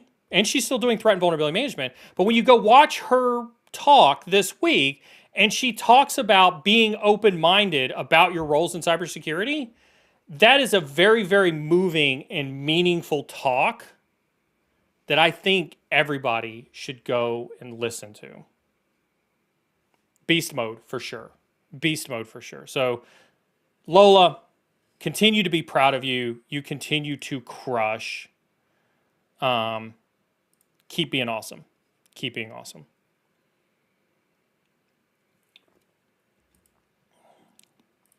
That's a good one from Nathan. What would be a good way to show employers that you are doing the hands-on work but not pursuing the certs? I want to get them sometimes, but that money. Totally get it on the money side. Listen, the best way to show employers that you're getting the hands-on is to think about the ways that hands-on is measured, right? They're measured in capture the flags. They're measured in GitHub profiles. They're measured in YouTube videos, right, where you're demonstrating stuff. And so I would encourage you to think about, how do you create a digital resume? For those who don't know, right, one of the YouTube playlists that I have, Ryan Wilson, thank you very much for the membership. Welcome to the Narwhal Prime Club. Make sure you are hopping into sub chat with us, into member chat, and taking advantage of that. Glad to see all the members joining in today. That's awesome. One of the videos that I've got on the career advice video on YouTube talks about personal branding. And that's what you're talking about here, right? When you look at this, you're talking about personal branding. Do the things that you think you need to do to brand yourself in the image that you want people to see, right? People have this negative connotation about social media where it's like, oh, I don't want social media because I don't want advertisers knowing about me, or I don't want China spying on me through TikTok, or, social media bad, brr, right? Things like that. Do you know that the military doesn't shy away from social media? The NSA doesn't shy away from social media. Neither does GCHQ or the FSB. You know why? Because they see them as information warfare platforms. So, what I'm encouraging you to do is to think about your social media platforms as information warfare mechanisms. Think about that for a second. If you needed to conduct an influence operation where you tried to influence me, wouldn't it be better for you to have something out there that was easy for me to find, that I would then go look at and be like, aha, Here's Nathan. Let's go see what Nathan's up to. And I look and I see all the things that Nathan is up to. Well, if I saw everything I needed to see as an employer, why would I go anywhere else? I'd be like, he's doing hands-on stuff. He's doing videos on YouTube. He's posting articles up on LinkedIn. Information warfare. Change your mentality on information warfare and start using social media. Listen, has anybody I want somebody who's astute. Go back to one of the first LinkedIn videos that we ever did where I talk about over a year ago putting your try hack me percentage in your LinkedIn profile. I guarantee you nobody was doing that before I said to do it. Look at how many people are doing it now. Because they've realized that the influence operations that that simple thing has had has been tremendous. That's what you need to be thinking about. How do you use social media to your advantage? And so what I would say to answer your question is, Nathan, how are you using social media to your advantage? Do you have a GitHub profile? Are you writing articles? Are you posting videos on YouTube, right? What are you doing to show people that you're doing the hands-on instead of just telling them about it? So, just saying. Just because I brought up the try hack me thing, I was wondering when somebody was going to bring this up, right? I mean, 4% alone isn't anything, to be honest, right? Depends on who you ask. Again, influence operations. Who is your target? If your target is to impress, if your target is to impress Kevin Mitnick, 4% may not be the best. Maybe it is. But if your goal is to impress a recruiter, they don't know the difference between 4% and 1%, do they? Again, think about things from a perspective, right?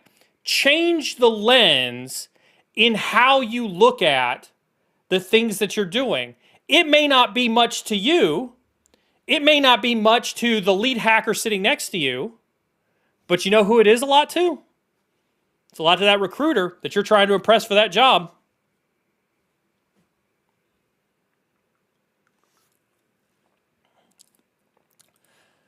Small flex for Amoeba. Small flex for Amoeba, right? What about someone that their current job was a banker and they were in the top 3% of Try Hack Me, showing that they were working to make that career change. Again, for those who don't know, Amoeba was another one of my interns.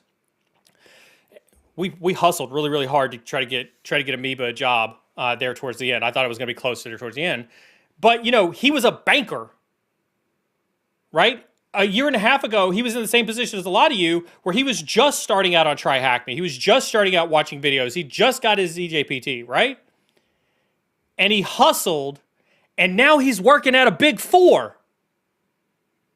He also doesn't have a degree. I'm super proud of my degreeless brothers, right?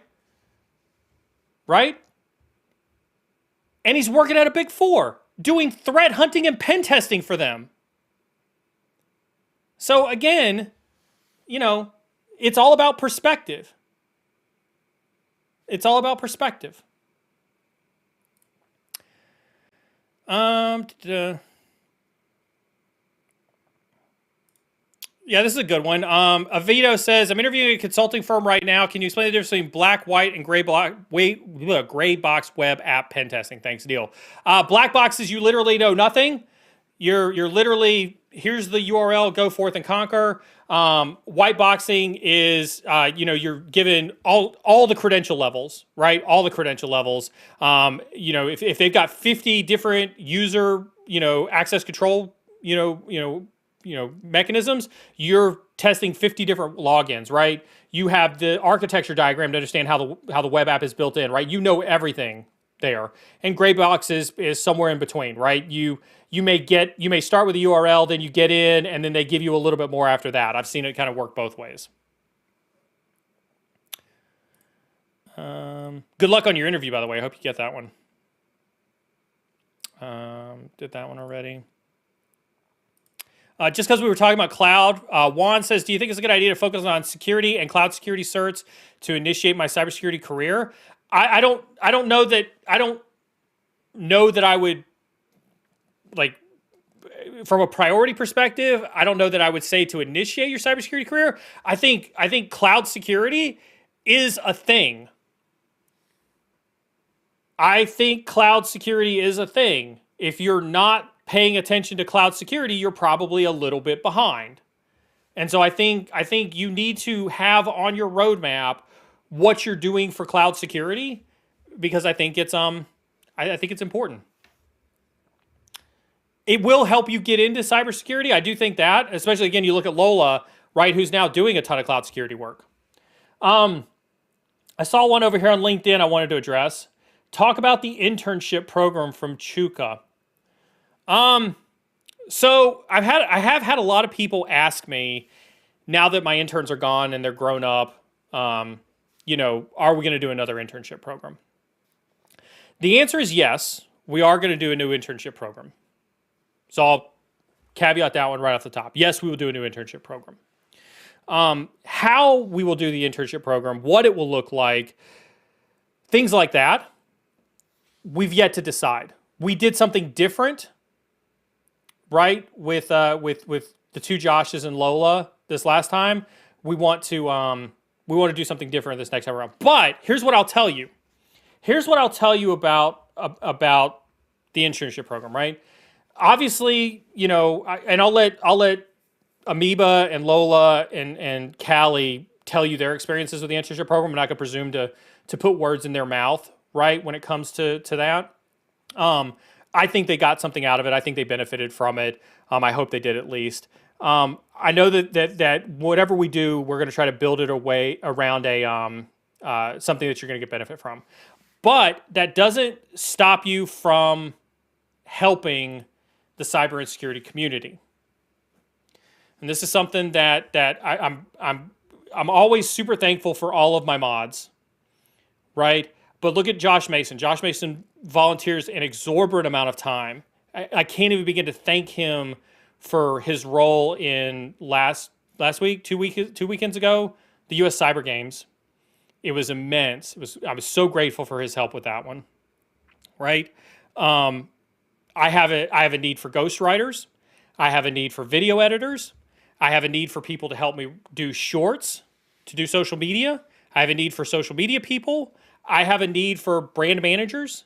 I have a need for people who want to help. Sometimes it may be hard to get a hold of me. That's why I've got a team of awesome people that support me. And so I would say that if you don't get into an internship program, or you're not looking for a formal internship program, and you still want to help the community, trust me, is anybody a front-end developer? Chris Frazier and I would love to have a front-end developer help us, right?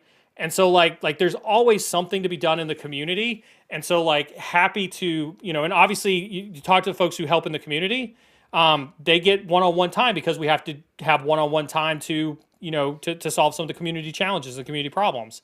And so there's always a need for help. And so I just wanted to kind of throw that out there that hey, you don't have to wait for an internship program. If you feel like you want to contribute, raise your hand. One of us will chat with you, and we'll see what we can do to get some people to help, right? Do we get a graduation from internship party? I've always wanted to do a graduation for the three of you. Yes, I will stamp it right here. We will do a graduation. We're going to bring all three of you on stream. We're going to embarrass you one last time in front of hundreds of thousands of people on stream. We will absolutely do that.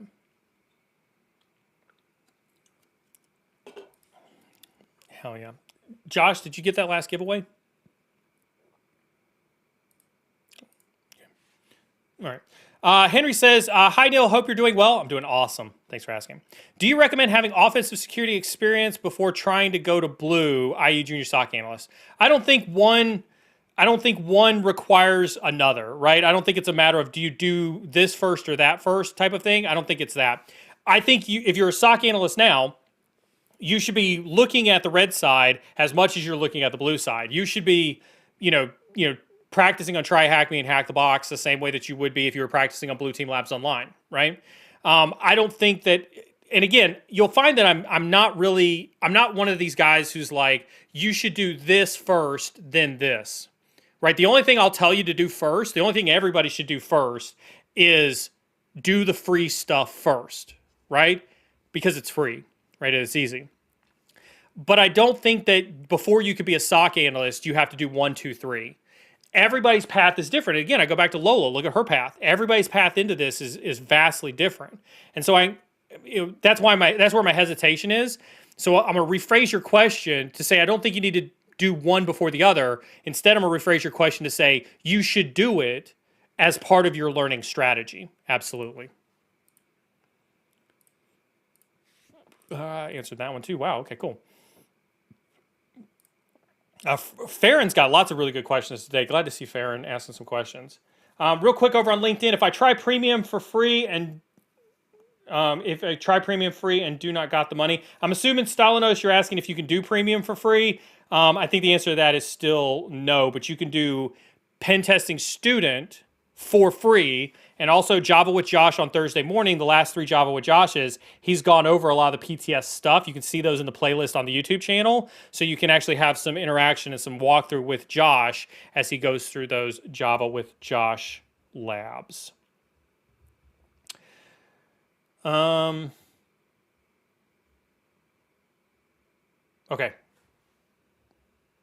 Cool. All right. Farron says, why some companies do not update their systems or hire a pen test? Just because they want to save money? Are they that blinded by profits? I wouldn't be so cynical as to say they're that blinded by profits. Listen, bean counters run companies. Listen, the CEO has a business degree. Right? He doesn't have a cyber degree. So, you can't have him say like, oh, I need to go hire a pen test. That's not what that's what the CISO's there for, right? And so listen, that's what the CISO's there for. And so now the CISO, right? Now the CISO has to try to justify to the bean counters, right? Has to try to justify to the bean counters why they need a pen test. And if the CISO fails at justifying why there's a pen test there, then a pen test doesn't happen. So you have to understand, to the cybersecurity folks, pen testing is a no-brainer. And whether we talk about pen testing, whether we talk about incident response teams, whether we talk about GRC folks, right? To us, for those who are listening, there's an Americanism that's out there that says, when you're a hammer, everything's a nail, right? And so for those who are not familiar with that colloquialism, right? When you're a hammer and you see a problem, it looks like a nail, and so you want to hammer it down, right? Everything looks like a nail. Because you're a hammer, you have one job. Your one job is to hammer nails.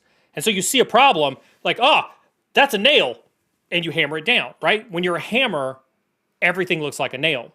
When you're a cybersecurity person, everything looks easy. Why don't you just do a pen test? Why don't you just have an incident response team? Why aren't you just monitoring every firewall across the entire environment? Why aren't you putting EDR on every host that's out there, right? When you're a hammer, everything looks like a nail, right? And so I would encourage you, and this is why this stream is awesome. This is why on the Cyber and Security channel, right, we focus on everything from pen testing to blue teaming to CISO conversations to thought leader conversations, technical, all the way up to CISO level conversations, because I want you all to stop thinking like hammers. You all are smarter than that. I believe in you. I believe in you. You're all smarter than that. And so why don't they just hire a pen test? Well, because they don't know that they need one. Because the CISO hasn't, convinced the board or the bean counters that a pen test is needed. Or maybe a pen test was done and you've got a bunch of old fogies in the IT team who think that patching a vulnerability is too hard. Or maybe to patch that vulnerability, they have to bring down an assembly line that produces $10 million a day. And trust me, your pen test is not worth taking a $10 million assembly line down on the prospects that it might get infected with ransomware, because in the last 135 years, it hasn't gotten infected with ransomware. And so this is, listen, real quick, let's put this in real perspective, right? Everybody hears about that cybersecurity life. We've talked about APTs, we've talked about script kiddies. We obviously all have a very, very good grasp on the adversary, right? We study the adversary. Whether we're pen testing, whether we're blue team, we study the adversary, right? We know the tools they're using. We study Log4j or Spring for J or whatever the latest freaking thing is that's out there, right? Right? We study all that. We know the adversary really, really well. You know which adversary we haven't mastered as cybersecurity? We haven't mastered the bean counter adversary. We haven't mastered the CFO. We haven't mastered the CEO. We haven't mastered the board. We're so focused. We're so focused on knowing so much about the adversary that's attacking our networks that we're not learning about the adversary that's stopping us from making real cybersecurity changes. Think about that for a minute. Imagine how much better we would be if all of you smart people out there stopped 100% of your efforts on understanding Revel or DarkSide or Lapsus or whatever the latest and greatest, group is that's out there, and actually figured out how to talk to the bean counters so that you could get them to hire a pen test, or get them to remediate their vulnerabilities, or get them to take that Windows NT system off the network. Think about that for a minute.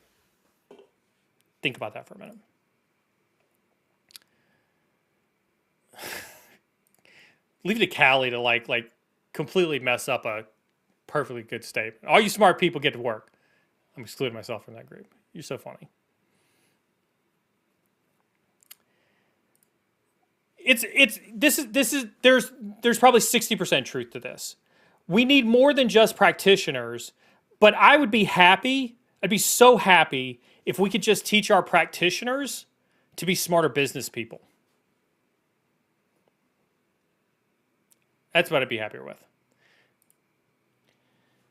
Neil, thank you. After I watched your LinkedIn videos, I looked at my profile, or I took my profile up a notch and got a part-time job and an internship. I'm so glad I found you on YouTube. Sebastian, congratulations on your part-time job and internship. What he's referring to, folks, he's referring to that playlist that's over there on YouTube for the career advice.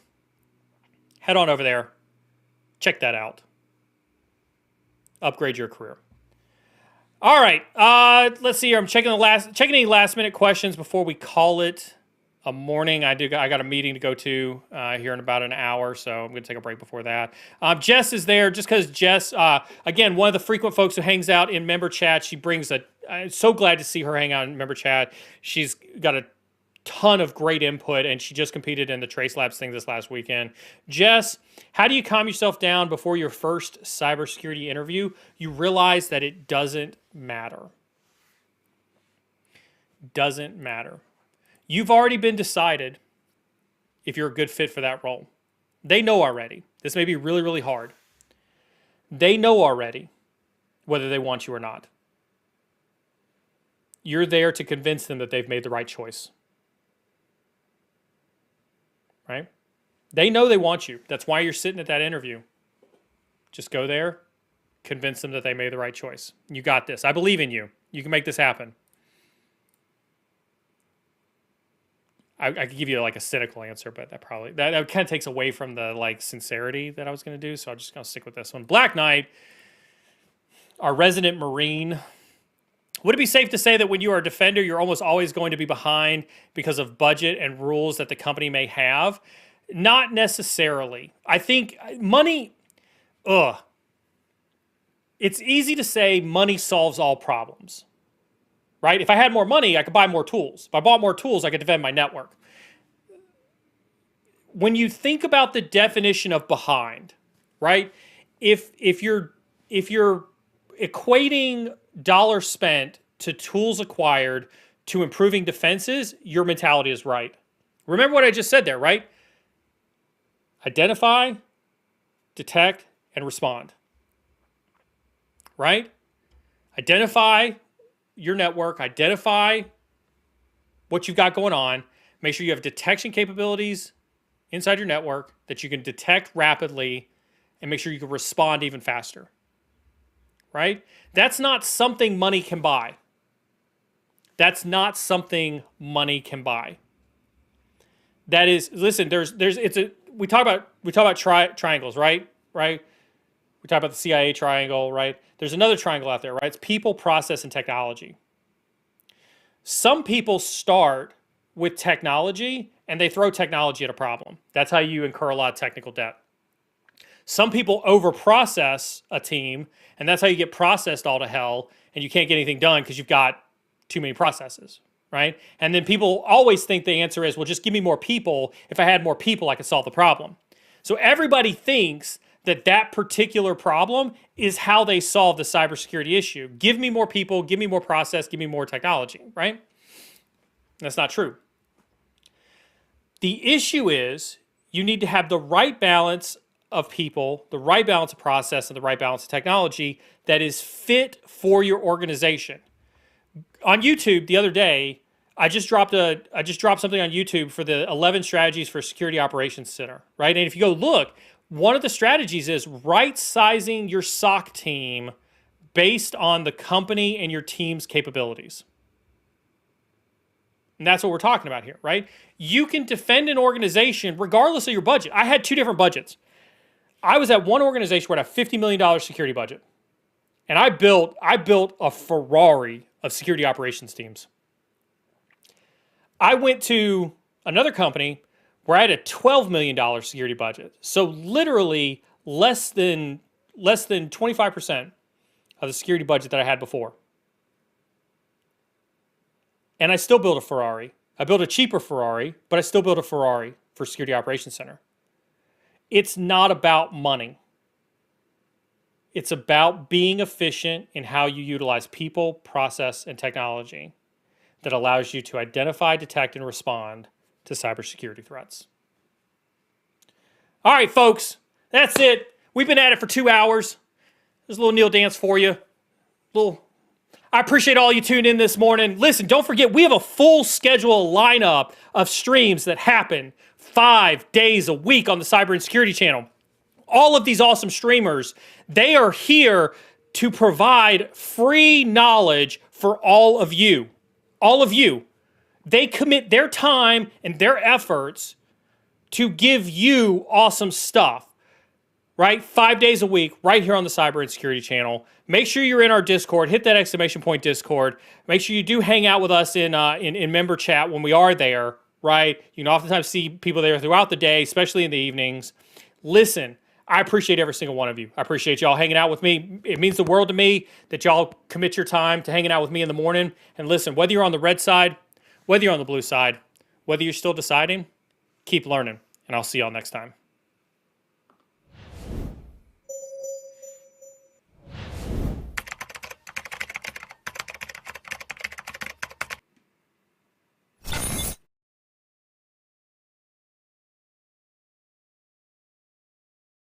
Some days I feel skinnier than all the other days. Sometimes I can't tell if my body belongs to me.